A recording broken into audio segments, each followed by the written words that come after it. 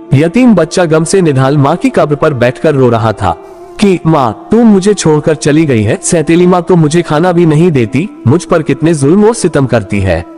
फिर उस सौतेली माँ पर ऐसा अल्लाह पाक ने दर्दनाक अजाब नाजिल किया कि वह तड़प तड़प कर इस दुनिया से चली गई। उस जालिम दिल औरत पर मासूम छोटे से बच्चे पर जुल्म और सितम करने की वजह से जो दर्दनाक अजाब नाजिल हुआ, ये सारा वाकया इस मासूम बच्चे की ज़बानी आप सुने। मेरा नाम आमिर है, मेरी उम्र 10 साल थी और मैं उस रोज मामूल के मुताबिक स्कूल गया हुआ था। आज सुबह सुबह जब मैं अपने घर से स्कूल के लिए निकला तो मेरी अम्मी की तबीयत काफी खराब थी। उन्होंने मुझे अपने सीने से लगाकर न जाने क्यों रोने लगी और फिर मेरे दोनों गाल चूम कर कहने लगी, बेटा मैं तुम्हें एक बड़ा अफसर बनते हुए देखना चाहती हूँ, तुम खूब दिल लगा कर स्कूल में पढ़ो, मैं जानती हूँ कि मेरा बच्चा मेरा ये ख्वाब जरूर पूरा करेगा। हमेशा की तरह आज भी मैं अपनी माँ से छुट्टी की जिद कर रहा था, मगर वह मुझे जबरदस्ती स्कूल भेजने पर तली हुई थी। सारा दिन स्कूल में बेचैन रहने के बाद जब मैं छुट्टी के वक्त घर के लिए निकला तो रास्ते में सोच चुका था कि अम्मी से कहूंगा कि मेरे लिए आज खीर बनाए। जब तक माँ खीर बनाकर नहीं देंगी मैं खाना नहीं खाऊंगा। मुझे खीर बेहद पसंद थी। उस रोज जब मैं अपने घर की गली की तरफ मुड़ा तो सामने का मंजर देखकर मेरे होश उड़ चुके थे। मेरे दिल की धड़कन तेज होने लगी क्योंकि पूरी गली में भीड़ थी और औरतों के रोने की आवाजें आ रही थी। साफ लग रहा था कि जैसे कोई फौतगी हो गई हो, मगर कौन फौत हुआ था हमारे घर में। मैंने अपना बैग वहीं गली में फेंका और भागता हुआ घर के अंदर दाखिल हुआ। सामने सहन में मेरी माँ की मैयत पड़ी हुई थी। मेरा बाप वहीं पर बैठा एक तरफ रो रहा था। जैसे ही उसकी नजर मुझ पर पड़ी तो फौरन भागकर मेरे पास आया और मुझे सीने से लगाकर कहने लगा, बेटा तुम्हारी माँ हमें हमेशा हमेशा के लिए छोड़कर चली गई है। ये अल्फाज थे या पिघला हुआ शीशा, जो भी था मगर मुझ पर बिजली बनकर गिरे थे। मैं वहीं पर बेहोश सा होकर बैठ गया। ये कैसा कहर मुझ पर टूट पड़ा था। मेरी माँ सफेद कफन में लिपटी हुई थी और मैं अपनी माँ का हाथ पकड़कर बैठा सिसक सिसक कर रो रहा था। साथ ही एक जानिब एक छोटी सी लाश और भी मौजूद थी। दरअसल आज मेरी बहन की पैदाइश हुई थी और फिर न जाने मेरी माँ को भी क्या हुआ कि वह इस दुनिया से ही चली गई और साथ में मेरी बहन भी फौत हो चुकी थी। मेरी छोटी बहन भी कफन में लिपटी माँ के साथ लेटी थी। मेरे अब्बू भी बहुत रो रहे थे। कुछ देर बाद नमाज ए जनाजा का वक्त हो गया। मैं अपनी माँ और बहन के जनाजे के साथ चलता चलता कब्रिस्तान पहुंचा था। भले ही बच्चा था मगर माँ और बहन के चले जाने का गम मुझ पर बहुत गहरा सदमा छोड़ गया। अब पढ़ाई से तो मेरा दिल बिल्कुल ही उठ गया था। न मैं वक्त पर खाता पीता था और न ही मुझे सोने का होश रहा। जब अम्मी की याद आती तो मैं बिना बताए कब्रिस्तान में भाग जाता। माँ की कब्र को सीने से लगाकर घंटों बैठकर रोता रहता और मेरे अब्बू मुझे पकड़ पकड़ कर घर लाते रहते। मेरी माँ के मर जाने के बाद मेरी फुफू ही हमारी देखभाल कर रही थी। मेरी फुफू आखिर कब तक हमारे घर रहती। उनके अपने भी बच्चे थे। उनका शौहर भी बड़ा सख्त मिजाज का था। फुफू की शादी को 5 साल हो चुके थे और उन्होंने शादी के बाद एक रात भी फुफू को हमारे घर रहने के लिए भेजा नहीं था। अब फुफू हमारे घर थी तो उनके शौहर उनको रोज डांटते थे और मेरी फुफू घंटों बैठकर रोती रहती थी। मेरी अम्मी की वफात को 2 माह गुजर चुके थे। एक दिन मेरी फुफू मेरे अब्बू के पास आई और कहने लगी कि भाई कब तक यूं ही बैठे रहोगे, मैं तुम लोगों को कब तक रोटियां बना बना कर खिलाती रहूंगी। देखो मैं अब मजीद अपना घर खराब नहीं करना चाहती, इसलिए बेहतर है कि तुम शादी कर लो जो न सिर्फ तुम्हारी जिम्मेदारी उठाएगी बल्कि आमिर को भी वक्त पर स्कूल भेजेगी। इस तरह धीरे धीरे यह अपनी नई माँ को अपनी माँ तस्लीम कर लेगा। ये सुनकर मैं बहुत रोया। मुझे पूरा यकीन था कि मेरा बाप कभी भी दूसरी शादी के लिए नहीं मानेगा, मगर मैं गलती पर था। मेरे अब्बू तो शायद उसी इंतजार में थे। फौरन से कहने लगे कि ठीक है, इस घर से जाने से पहले तुम मेरे लिए रिश्ता देखो। भले ही पहली बीवी की कमी कोई पूरी नहीं कर सकता, मगर अब घर के काम काज अगर मैं करने लगूंगा तो बाहर कमाकर कौन लाएगा। यूं चंद रोज बाद ही एक लड़की देखकर मेरे अब्बू की शादी कर दी गई। मुझे फुफू अपने साथ लेकर नहीं गई थी। मैं अपनी माँ की तस्वीर सीने से लगाए फूट फूट कर रो रहा था। रह रहकर मुझे अपनी माँ याद आ रही थी और दिल बेचैन हो रहा था। जब सौतेली माँ ने घर में कदम रखा तो मैं उन्हें अजीब नजरों से देख रहा था। उसकी उम्र तो मेरी माँ जितनी थी और मेरी माँ से ज्यादा ही खूबसूरत थी, लेकिन मेरी माँ तो नहीं थी। जिस कमरे में मेरी अम्मी होती थी उसी में मेरी सौतेली माँ को बिठा दिया गया। मुझसे ये सब कुछ बर्दाश्त नहीं हो रहा था। भले ही मैं बच्चा था लेकिन इसके बावजूद अपनी फूफू और अब्बू पर बहुत गुस्सा आ रहा था। उस कमरे में और भी रिश्तेदार और पड़ोसी मौजूद थे। फिर अब्बू ने मेरी माँ का सोने का हार निकालकर मेरी सौतेली माँ को दे दिया। मेरी फूफू ने उसे हार पहना दिया। अपनी माँ का हार देखकर तो जैसे मुझे आग लग गई। मुझे इतना गुस्सा आया कि मैंने भागकर अपनी सौतेली माँ के गले से हार को खींच लिया। हार खींचने की वजह से शायद मेरी सौतेली माँ के गले में जख्म भी हो गया था। फिर मेरे अब्बू ने आगे बढ़कर मुझे एक थप्पड़ रसीद किया और कहा, तुम्हें बड़ों के साथ कैसे पेश आते हैं, कोई तमीज नहीं है। मेरी फूफू ने मुझे सौतेली माँ से दूर तो हटाया था, मगर मेरे अब्बू ने मेरा कान मरोड़कर बाहर ले गए, मुझे खूब खरी खोटी सुनाए और फिर घर के एक कोने में मौजूद बाड़े में जहाँ पर हमने कुछ माल मवेशी रखे हुए थे वहाँ पर बंद कर दिया और कहने लगे कि तेरी यही सजा है, अब तू यहीं पर बंद रहेगा, वो भी भूखा प्यासा। अगर भूख लगेगी तो गाय का चारा ही खाएगा, अगर नींद आएगी तो इस घास पर ही सोएगा, तुझे बड़ों की तमीज ही नहीं है। और मुझे वहाँ बंद करके खुद बाहर चले गए। मेरे अब्बू तो बहुत खुश थे। मुझे बाहर से अब्बू की लोगों के साथ खुशी से बातचीत करने की आवाजें आ रही थीं, जबकि मैं उस बारे में ही दरवाजा पीट पीट कर फिर बैठ गया। मैंने एक साइड पर बंधी हुई भैंस और गाय को देखा और फिर अपने आप को।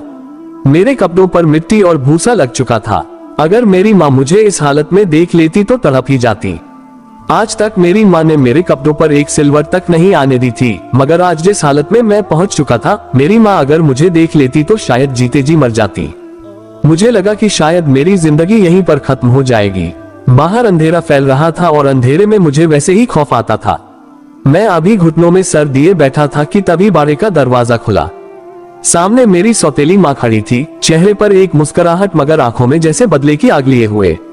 वह आगे बढ़ी और फिर मेरे अब्बू की तरफ देखकर कहने लगी, अरे आप भी ना, इतने छोटे बच्चे को भला कौन सजा देता है, देखिए तो कैसे सहम गया है। बस आइंदा के बाद आप इसके साथ ऐसा रवैया नहीं रखेंगे। मैं जानती हूँ इसके लिए मुझे अपनी माँ मानना बहुत मुश्किल है, लेकिन मैं इसे ऐसे माँ बनकर दिखाऊंगी कि यह अपनी सगी माँ तक को भूल जाएगा। सौतेली माँ ने इतना कहते हुए मेरे बाजू को इतने जोर से दबोचा कि मेरी सिसकी ही निकल गई। वह मुझे अपने सीने से लगा चुकी थी और मेरा दिल सूखे पत्ते की तरह कांप रहा था। वह अपने लंबे नाखून मेरी गर्दन और कमर में पीवस्त कर चुकी थी। मुझे ऐसे लग रहा था जैसे मेरी सौतेली माँ मेरा गोश्त अपने नाखूनों में निकालकर बाहर ले आएगी। मेरा बाप मुझे घूर घूर कर पीछे खड़ा देख रहा था। वह मुझ पर गुस्सा था। फिर कहने लगा, देख लिया तुम्हारी नई अम्मी कितनी अच्छी है, तभी तो लाया हूँ तुम्हारे लिए। अब ये तुम्हें इतना प्यार देगी कि तुम हर दुख भूल जाओगे। चलो शाबाश, सॉरी करो अपनी नई माँ को। मगर मेरी सौतेली माँ फौरन कहने लगी कि नहीं, इसकी जरूरत नहीं है, बच्चा है, जज्बाती हो गया था। उन्होंने अपने नाखून मेरे वजूद से हटा तो लिए थे, मगर मुझे अब वहां पर जलन महसूस हो रही थी। मारे खौफ के मैं कुछ बोल ही नहीं पाया।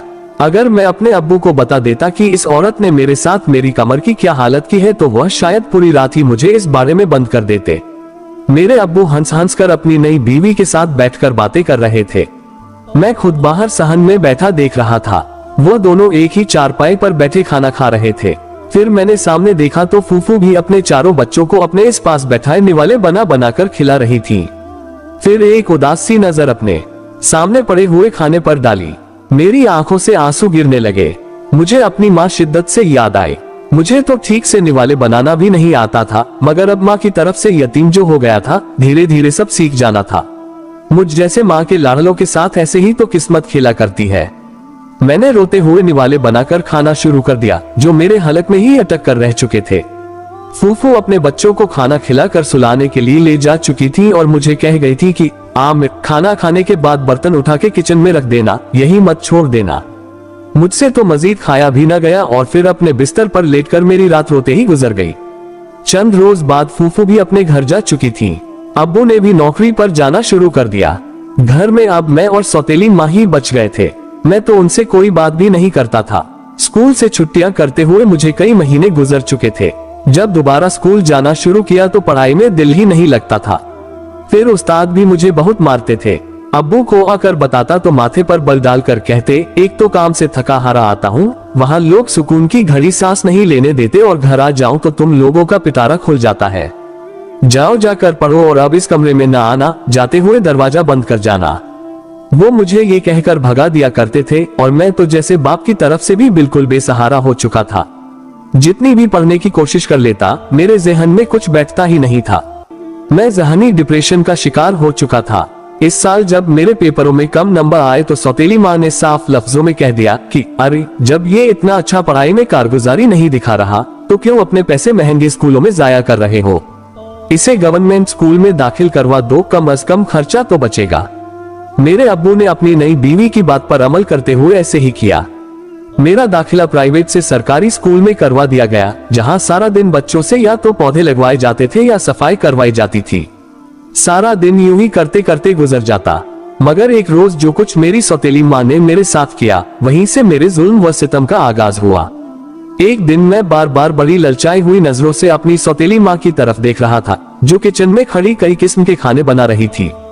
बार बार मेरे मुंह में पानी आ रहा था। आज सौतेली माँ के मैके से उनके भाई अपनी फैमिली के साथ आ रहे थे। मैंने कल रात से कुछ नहीं खाया था और न ही मेरी सौतेली माँ ने मुझसे खाने के बारे में पूछा था, क्योंकि सारी रात मैं बुखार में तड़पता रहा। मेरी आंख भी भूख की शिद्दत की वजह से ही खुली थी। पूरे वजूद में कमजोरी का एहसास हो रहा था। जब मैं उठकर बैठा तो किचन से आती खाने की इश्तिहा अंगेज खुशबू मेरी भूख मजीद बढ़ाने लगी।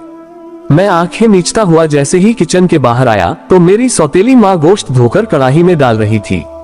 साथ ही दूसरी तरफ चावल को हिलाकर दम पर चढ़ाने लगी थी। खाने की खुशबू सूंघकर तो मेरी भूख और भी बढ़ गई। मैं चलता हुआ किचन में आया तो सामने मेज पर खीर का डोंगा सजा पड़ा था। खीर तो मुझे शुरू से ही बहुत पसंद थी। मैं अम्मी से फरमाइश करके हर हफ्ते उनसे खीर बनवाता था। खीर को देखकर मुझसे रहा न गया तो मैं जल्दी से खीर के डोंगे की तरफ बढ़ा और बगैर इजाजत लिए चम्मच उठाकर खीर खाना शुरू कर दी। भूख भी शदीद लगी थी और खीर भी इतनी लजीज थी कि आधी खीर मेरे कपड़ों के ऊपर भी गिरने लगी। तभी मेरी सौतेली माँ, जिसका नाम नजमा था, उसने पलट कर देखा। मुझे यूं अफरा तफरी में खीर खाते देखकर उसने बगैर लिहाज किए गरम गरम चम्मच उठाया और आकर मेरे हाथ पर लगा दिया। मेरे हाथ में खीर का प्याला था। जैसे ही वह गरम चम्मच मेरे हाथ से लगा, प्याला छूटकर मेरे हाथ से गिर गया। दर्द से मैं चिल्लाने लगा। मैं रोया तो एक जोरदार थप्पड़ मेरी सौतेली माँ ने मेरे मुंह पर मार दिया। मुझे गाली देकर कहने लगी, चुप, खबरदार, जो तुम्हारे हलक से मुझे जरा भी आवाज निकलती हुई सुनाई दी, तुम्हारी इतनी औकात की इस खाने को हाथ लगाओ। किससे पूछकर तुमने खीर खाई है?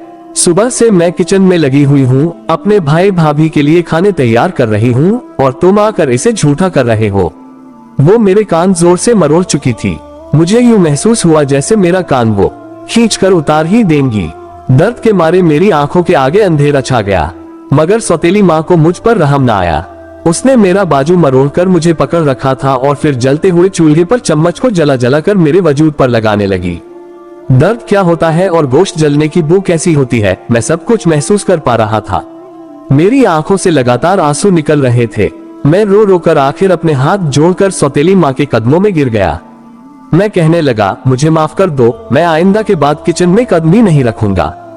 जो चीज मुझे खाने के लिए दोगी मैं वही खाऊंगा। मैं जैसे ही सौतेली माँ के कदमों में गिरा तो उसने अपने पैर की ठोकर मुझे मारी और कहने लगी, दफा हो जाओ किचन से, और खबरदार जो अपने बाप के सामने अपना मुंह खोला तो। और तो तुम्हारा बाप बिल्कुल ही मेरी मुट्ठी में आ चुका है। तुम्हारी किसी बात पर उसने तवज्जो ही नहीं देनी।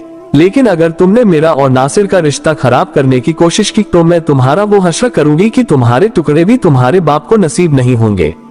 नफरत है मुझे तुमसे, और खबरदार जो मुझे अपनी माँ समझा तो। नहीं हूं मैं तेरी माँ। मैं रोता हुआ अपने कमरे में चला आया। अपने हाथों को देख रहा था जो जगह जगह से जले हुए थे। बड़े बड़े छाले मेरे हाथों पर निकल आए। दर्द की शिद्दत जब मुझसे बर्दाश्त न हुई तो मैंने अपने हाथ पानी का नल खोलकर उसके नीचे रख दिए। पानी लगातार मेरे हाथों पर लग रहा था। वक्ती तौर पर मुझे कुछ सुकून तो हुआ, लेकिन मेरे जख्म मजीद बिगड़ने लगे। मैं कमरे में बैठा अभी रो ही रहा था जब मेरी सौतेली माँ के मैके से रिश्तेदार आ गए। उनके साथ छोटे छोटे बच्चे भी थे जिन्होंने खूबसूरत कपड़े पहन रखे थे। वो मेरे घर में मेरे खिलौनों के साथ खेल रहे थे और मैं चाहकर भी उनसे वो सब कुछ ले नहीं सकता था। मेरे हाथों पे बड़े बड़े छालों को देखकर वो मुझे चिढ़ाने लगे, मेरा मजाक उड़ाने लगे। मगर मैं अपने ही घर में बिल्कुल नौकर बनकर रह चुका था। सब ने मिलकर मजे से वो खाना खाया। भूख तो मुझे भी बहुत लगी थी, मगर मेरे लिए क्या बचा था। सौतेली माँ ने मेरे सामने वो खाना रखा जो सबका झूठा था।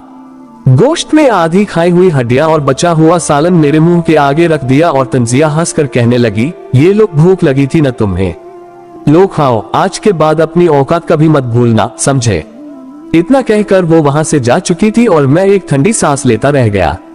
भूख जो शदीद लगी थी इसलिए उनका बचा हुआ खाना खाने लगा। उस शाम अब्बू जब घर आए और मैं अपने जले हुए हाथ उनके सामने लेकर गया तो उन्होंने एक तिरछी नजर मेरे हाथों पर डाली।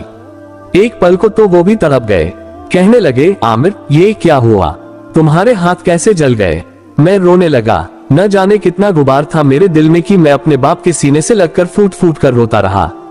मेरे अब्बू को गुस्सा आया और सौतेली माँ से कहने लगे, क्या हुआ, बच्चे का हाथ क्यों जला हुआ है। जवाब में वो भी बेजार सी कहने लगी कि अब मैं क्या कहूँ इस लड़के को। किचन में खाना बना रही थी, मगर आपके बेटे को शायद खीर ज्यादा ही पसंद है। गर्मा गर्म खीर दीगचे में पड़ी थी कि इसने अपना हाथ चूल्हे पर मार दिया। आप फिक्र मत करें, मैंने मरहम लगा दिया है। मगर मेरे अब्बू को चैन नहीं आया। वो मुझे फौरन डॉक्टर के पास ले गए। डॉक्टर ने जख्मों की सफाई करके पट्टी तो कर दी थी, मगर वो तकलीफ अब भी याद आए तो मैं कांप जाता हूँ। सौतीली माँ ने एक पल के लिए भी मुझे अब्बू के साथ अकेला नहीं छोड़ा, हमारे साथ ही गई थी। झूठी तसल्लियां, झूठा प्यार निछावर करती रही। जब हमारी गाड़ी कब्रिस्तान के करीब से गुजरने लगी तो मुझे अपनी माँ की खुशबू आने लगी। जी चाहता था कि किसी तरह मेरी माँ कहीं से मेरे सामने आ जाए और मैं अपनी माँ को गले लगा कर अपना हर दुख दर्द मिटा लूं। मैंने अपने अब्बू से डरते डरते कहा कि अब्बू मुझे अम्मी से मिलना है, मुझे अम्मी की कब्र पर ले जाएं। तो वो खामोश हो गए, मगर फिर उन्होंने गाड़ी कब्रिस्तान की तरफ मोड़ दी। जैसे ही गाड़ी कब्रिस्तान के बाहर रुकी तो मैं यूं भागकर अपनी माँ की कब्र की तरफ गया, जैसे मेरी माँ बाहें फैलाकर बैठी कब्र से उठकर मुझे अपने सीने से लगा लेगी। मैं भागता हुआ कब्र के पास जाकर अपनी माँ की कब्र को सीने से लगाकर फूट फूट कर रोने लगा। मेरे कपड़े, मेरे हाथों पर लगी मरहम पट्टी सारी मिट्टी से भर चुकी थी। मेरा चेहरा भी मिट्टी से आलूदा हो चुका था, मगर मैं रो रो कर अपनी माँ से कह रहा था कि अम्मी देखो मेरे हाथ जल गए हैं, और जब आप होती थी तो कभी गर्म हवा का झोंका भी मेरे करीब से नहीं गुजरा था। मगर अब देखो मेरे हाथों को, जिन हाथों को आप चूमा करती थी, आज उन पर मुझे कितना दर्द हो रहा है। अम्मी वापस आ जाओ या मुझे अपने पास बुला लो। मैं सिसक सिसक कर रोता ये कह रहा था। जब अब्बू ने मुझे मेरी अम्मी के कब्र से अलग किया तो उनकी आंखों में भी आंसू आ चुके थे, मगर तभी सौतीली माँ ने ड्रामा शुरू कर दिया। चकरा कर गिरने के अंदाज में एक कब्र के कतबे को थाम लिया और कहने लगी कि नासिर जल्दी चले, मुझे चक्कर आ रहे हैं, मुझे थोड़ी बहुत साइटिका की तकलीफ है, खुदा का वास्ता यहाँ से चले, मेरी तबीयत बिगड़ रही है। कुछ देर पहले जो मेरे बाप को मेरे लिए थोड़ी बहुत हमदर्दी जागी थी, वो पल भर में खत्म हो गई। मेरे सारे जज्बात तो जैसे रद्द हो चुके थे और वो मुझे बाजू से पकड़कर गाड़ी में ले आए। इतना तो मुझे अंदाजा हो ही चुका था कि जब माँ मर जाए तो बाप भी पराये हो जाते हैं। मेरे बाप को तो मेरी बिल्कुल परवाह ही नहीं थी। दिन ब दिन मैं और भी कमजोर से कमजोर तर होता चला गया। उस रोज मेरे स्कूल में लंच पार्टी थी। टीचर जी ने हमें पहले ही कहा था कि सारे बच्चे घर से खाना या फिर पैसे जरूर लेकर आए। मैंने झिझकते हुए रात को जब अब्बू से कहा कि अब्बू मुझे 100 रुपए चाहिए, तो उन्होंने फौरन खा जाने वाली नजरों से मेरी तरफ देखा और कहने लगे, 100 रुपए क्या करने हैं तुमने, रोज 10 रुपए तो तुम्हें देता हूँ खाने के लिए। मैं घबराते हुए उन्हें बताने लगा कि अब्बू जी कल स्कूल में पार्टी है तो वहीं लेकर जाने हैं। मगर फौरन सौतीली माँ बोली कि अरे बेटा पैसों को क्या करना है तुमने, मैं खुद तुम्हें अच्छा सा लंच बना कर दूंगी, तुम्हें लंच में कबाब और नूडल्स बना कर दूंगी, देखना सारे बच्चे उंगलियां चाटते रह जाएंगे। मैं भी चुप हो चुका था। अगली सुबह जब आई तो मेरे अब्बू पहले ही काम पर जा चुके थे। जब मैंने सौतीली माँ से खाना बनाने को कहा तो फौरन रुख फेर कर कहने लगी, नौकर नहीं हूँ मैं तुम्हारी, नहीं मेरे शौहर का पैसा इतना फालतू है जो तुम जैसे हर हराम पर लगाता फिरे, पढ़ते कुछ हो नहीं और पैसे यूं मांगते हो जैसे तुम्हारा बाप यहाँ पर लाखों कमा कर लाता है। जाओ, ऐसे ही कोई पैसे वैसे नहीं है, स्कूल पढ़ाई के लिए होता है, अयाशियों के लिए नहीं। मैं परेशान सा खड़ा रह गया। शायद सारी सौतीली माएं ऐसी ही होती हैं जैसे मेरी थी। मैं जब स्कूल में आया तो हर एक बच्चे के चेहरे पर मुस्कुराहट थी। सब अपने साथ पैसे भी लाए थे और लंच भी, और मैं तरसी हुई नजरों से सबका चेहरा देख रहा था। जब खाने का वक्त आया तो मैं भी अपने दोस्तों के साथ बैठ गया, मगर जब उन्हें पता चला कि मैं घर से कुछ भी नहीं लाया तो वो सभी टोली बनाकर बैठ गए और मुझे वहां से निकाल दिया। मुझे बहुत शर्मिंदगी महसूस हो रही थी, आंखों में आंसू भी आए थे। न चाहते हुए भी एक मर्तबा फिर मैं रोने लगा। मेरे जहन में बार बार मेरी सौतीली माँ आ रही थी जिसने आज तक मेरे साथ इस कदर नाइंसाफियां की थी, मुझ पर जुल्म किए थे। न वक्त पर मुझे खाना देती थी, न मुझे मेरे बाप के साथ रहने देती थी। न जाने मेरे दिमाग में कहां से वो सख्त अल्फाज आ गए कि मैंने रोते हुए कह दिया कि मेरे अल्लाह अब तो देख रहा है ना। मेरी माँ कहती थी कि अल्लाह ताला हमारी सांसों से भी ज्यादा हमारे करीब होता है और 70 माओं से बढ़कर मोहब्बत करता है। देख मेरी नई माँ ने मेरे साथ क्या जुल्म किया है। आज मैं स्कूल में बैठा शर्मिंदगी की तकलीफ सह रहा हूँ। मैं हर दर्द और तकलीफ भूल जाऊंगा, मगर मेरे अल्लाह ये एहसास एक कमतरी का दर्द नहीं भूलेगा। मेरे अल्लाह इस औरत को ऐसी सजा देना कि ये चीख चीख कर अपने गुनाहों की माफिया मांगे और मैं इसे माफ न करूं। इतना कहकर मैं फूट फूट कर रोने लगा। एक टीचर वहां से गुजर रही थी, जिसने मुझे रोता हुआ देखा तो अपने साथ ले गई, अपने साथ लंच भी कराया और मुझे चॉकलेट्स भी दी। मेरा मूड कुछ बेहतर हो गया और चेहरे पर मुस्कुराहट भी आ गई और मैं वो चॉकलेट्स लेकर सीधा अपने घर चला आया। कमरे में आकर मैंने वो चॉकलेट्स खाना शुरू कर दी कि तभी वहां पर मेरी सौतेली माँ आ गई। मेरे पास इतनी महंगी चॉकलेट्स देखी तो माथे पर बल पड़ गए। कहने लगी कि कहां से ली है तुमने ये चॉकलेट्स? मैंने तो तुम्हें कोई पैसे नहीं दिए थे। मैं घबरा कर कहने लगा कि अम्मी ये मुझे टीचर ने दी है, मगर वो तो मानने को तैयार ही नहीं थी। गुस्से से पूरा घर सिर पर उठा लिया और चीख चीख कर कहने लगी कि ये पैसे तुमने मेरे पास से निकाले हैं, तुम चोर हो, चोरियां कर रहे हो, मैं तो तुम्हें जिंदा नहीं छोड़ने वाली। आज तुम मेरे हाथों मरोगे, चोर कहीं के। तुम्हारी माँ ने ही तुम्हें ये सब कुछ सिखाया है ना। ऐसा कहकर जैसे ही वो मेरी तरफ बढ़ी तो मेरा खून भी उबाल मार चुका था। मैं अगले ही पल दोनों हाथों से सौतेली माँ को धक्का देकर बोला कि खबरदार मेरी माँ को कुछ कहा तो। मेरी माँ चोर नहीं है, वो तो बहुत अच्छी है। तुम ही चुड़ैल हो जो हमारे घर में आ गई हो और मुझे हर वक्त अजियतें देती रहती हो। सौतेली माँ ने मुझे पीटना शुरू कर दिया। वो डंडे से मुझे मार रही थी। मेरे वजूद पर नीले निशान पड़ते जा रहे थे। ये शायद मेरी खुशकिस्मती थी कि उसी वक्त अब्बू घर आ गए। जब अब्बू ने सौतेली माँ को जानवरों की तरह मुझे मारते हुए देखा तो वो गुस्से में आ चुके थे। आकर एक जोरदार थप्पड़ सौतेली माँ के मुंह पर मारा तो वो घबरा गई। फौरन सफाइयां देने लगी कि मैं इसकी गलती की वजह से इसे मार रही थी। मैं तो इसकी माँ हूँ, क्या अब मेरा इतना भी हक नहीं है? मगर वो सौतेली माँ को थप्पड़ मारकर कहने लगी कि तुम्हें कोई हक नहीं पहुँचता कि तुम यूं वहशियाना सलूक मेरे बच्चे के साथ करो। अगर इसने कोई गलती की थी तो मुंह से मना करती। यही वो वक्त था जब मैंने रोते हुए अपने बाप को सारी सच्चाई बता दी। मेरे अब्बू को तो गुस्सा आ चुका था। कहने लगे कि मैं अभी के अभी इस नजमा को तलाक दूंगा। मगर सौतेली माँ मेरे अब्बू के कदमों में गिरकर रोने लगी कि खुदा का वास्ता ऐसा मत करना, मैं तुम्हारे बच्चे की माँ बनने वाली हूँ। मैं तुम्हें औलाद की खुशी देने वाली हूँ। एक मर्तबा फिर मेरे अब्बू के पैरों में जंजीरें पड़ चुकी थीं। कुछ रोज तक नाराजगी रही, फिर धीरे धीरे अब्बू का रवैया सौतेली माँ से ठीक होने लगा। मुझे कहने लगे कि तुम्हें मैं हॉस्टल में भेज देता हूँ, वहीं पर तुम अपनी पढ़ाई जारी रखना, मैं तुमसे मिलने आता रहूंगा। बाप और सौतेली माँ के रवैये को तो पहले बर्दाश्त कर चुका था, इसलिए इस बात पर भी सब्र कर लिया। अब्बू के कहने पर मैं शहर में हॉस्टल में पढ़ने आ गया। यहाँ पर भी मुझे कुछ मुश्किलात का सामना करना पड़ा, मगर मैं पुरसुकून था क्योंकि यहाँ पर मेरे ऊपर कोई जुल्म करने वाला नहीं था। फिर मेरी माँ की भी ख्वाहिश थी कि मैं पढ़ लिख कर बड़ा अफसर बन जाऊं। मैंने दिल लगाकर पढ़ना शुरू कर दिया। 5 वक्त का नमाजी बन चुका था और कुरान पाक की तिलावत भी करता था। अब्बू पहले तो हर हफ्ते मिलने आते थे, मगर फिर 2 महीने बाद जो खबर मुझे मिली मेरे लिए काबिले यकीन थी। गांव से मुझे फोन आया कि मेरे अब्बू का इंतकाल हो चुका है। वो 1 हफ्ते से बीमार थे और अल्लाह को प्यारे हो गए हैं। अब मेरी उम्र 15 साल हो चुकी थी। मेरे अब्बू कोई बूढ़े तो नहीं थे और न ही कोई बड़ी बीमारी में मुब्तला थे, लेकिन जब घर आकर मैंने अपने बाप का कफन में लिपटा चेहरा देखा तो मुझे यकीन न आया। मेरे अब्बू का रंग जो बिल्कुल सुर्ख सफेद था, जलकर बिल्कुल स्याह हो चुका था। उनकी रंगत काली हो चुकी थी। आंखों के गिर्द नीले निशान पड़े हुए थे। ऐसे लग रहा था जैसे उन पर बेहिसाब जुल्म हुआ हो। बात भी ठीक थी। मेरे अब्बू पर काला जादू करवा कर सौतेली माँ ने उन्हें इस नौबत तक पहुँचाया था ताकि ये घर अपने नाम करवा ले। अपने हाथों से मैंने अपनी माँ के साथ अपने बाप को दफनाया। जब घर वापस लौटा तो सौतेली माँ ने ये शोर मचा दिया कि मेरे अब्बू ने ये घर और जमीन उनके नाम कर दी थी। अपने बेटे यानी मुझसे तो वो कब का ताल्लुक तोड़ चुके थे। खुद से ही मनगंत कहानियां बनाकर सौतेली माँ ने मुझ पर ये सितम भी तोड़ डाला। बहरहाल उस वक्त तो मुझे अपने बाप के जाने का ही गम था। मैं अपने बलबूते पर सब कुछ हासिल कर भी सकता था, मगर उस वक्त मैंने खामोशी इख्तियार कर ली। मैं सौतेली माँ को उसके हाल पर छोड़कर वापस शहर चला आया और वक्त गुजरता गया। सालों बीत गए। जब एक रोज मुझे एक कॉल आई कि मेरी सौतेली माँ मुझे बुला रही है। 5 साल बाद आखिर ऐसा क्या हो गया था जो मुझे गांव बुला रही थी। कई तरह के वसवसे थे जो जहन में आ रहे थे। 5 साल बाद जब मैं अपने घर में दाखिल हुआ तो घर बिल्कुल कबाड़खाना बना हुआ था। कमरे में जितना भी सामान था सारा ही गायब था। एक पुरानी सी बोसीदा चारपाई थी जो वहां पड़ी थी।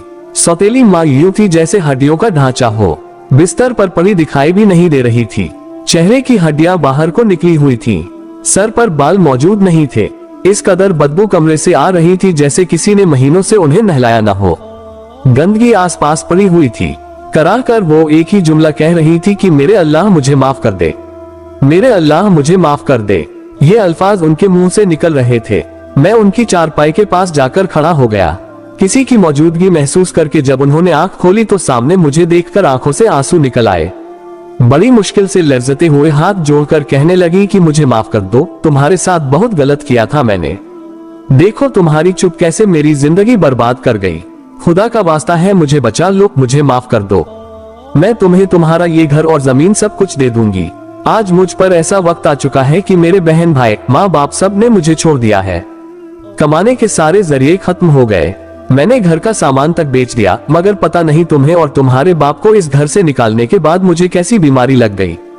अंदर ही अंदर मैं गलने लगी हूँ, मेरा दम घुटने लगा है, सीने पर एक जकड़न महसूस होती है। देखो मेरी टांगे ऐसे लगती हैं जैसे पागल कुत्ते रोज रात को मुझे आकर काटते हों।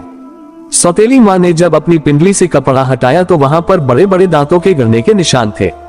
उनकी ये हालत देखकर मैं मुसलसल इस्तिग़फ़ार का विर्द कर रहा था।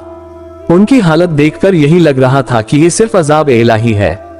इस पर अल्लाह ताला का अजाब नाजिल हो रहा था और शायद ये मेरी ही बद्दुआ का नतीजा था कि वो इस नौबत तक पहुंच चुकी थी। मैं उन्हें जैसे तैसे वहां से उठाकर अस्पताल लेकर गया। डॉक्टर्स का कहना था कि उनकी बीमारी समझ से बाहर है, न तो उन्हें कैंसर है और न ही एड्स है। ऐसे लग रहा है जैसे उसे अपनी जिंदगी में किए गुनाहों की सजा मिल रही हो। ये मेरी ही नेकनियती थी कि मैंने उन्हें अस्पताल में दाखिल करवा दिया, मगर आधी रात को वो चीखने चिल्लाने लगती। उन्हें अपने वजूद में इस कदर शदीद दर्द महसूस होता कि बिस्तर से उठकर हवा में बुलंद हो जाती। चीख चीख कर कहती कि मेरे अल्लाह मुझे मौत दे दे, मेरी सांस रोक दे, मुझे मार दे। मैं मजीद ये दर्द बर्दाश्त नहीं कर सकती। शायद उन्हें अजियतों से मैं ही आजाद करवा सकता था। अल्लाह ताला का इंसाफ था जो हो रहा था। मैं आखिरी मर्तबा उस रोज अस्पताल में गया। सौतेली माँ को देखकर कहा कि मैं आपको माफ तो नहीं कर सकता, क्योंकि आपने काले अमलियात का सहारा लेकर मेरे बाप को भी कत्ल कर दिया है, मगर हाँ मेरे साथ की गई ज्यादतियों पर मैं आपको माफ करता हूँ और आपसे तमामतर हिसाब रोज महशर लूंगा। इतना कहकर मैं वापस आ गया। वो ठीक आधे घंटे बाद मर चुकी थी। लावारिसों के कब्रिस्तान में उसे दफना दिया गया। जनाजे में न बाप था, न भाई और न ही मैं। बार बार मेरे ख्वाब में मेरे अब्बू आते जो रो रहे होते और वो रो रो कर कह रहे होते कि बेटा मुझे माफ कर देना, तुम मुझे माफ करोगे तो कब्र की बेचैनी मुझ पर खत्म होगी। और दूसरी तरफ मेरी सौतेली माँ को काले सांप और बिच्छुओं ने लपेटा हुआ था और वो अब भी चिल्ला रही थी कि खुदा का वास्ता है मुझे माफ कर दो, मैंने यतीम बच्चे पर जुल्म किए। इसके बाद मेरी आंख खुल जाती और मैं इस्तिग़फ़ार करना शुरू कर देता और अपने अल्लाह से यही कहता कि मेरे अल्लाह बेशक तू बड़ा ही इंसाफ करने वाला है। आखिर में मेरी आप तमाम लोगों से गुजारिश है कि अपने आसपास यतीम बच्चों का खुसूसी ख्याल रखा करें, क्योंकि यतीम बच्चे की बद्दुआ अर्श तक को हिला देती है। दुआ है कि अल्लाह ताला तमाम बच्चों पर उनके माँ बाप का साया सलामत रखे और जिनके ऊपर से साया हट चुका है उन्हें सब्र जमील अता फरमाए और उनके वालिदैन को आखिरत में अल्लाह ताला आला मक़ाम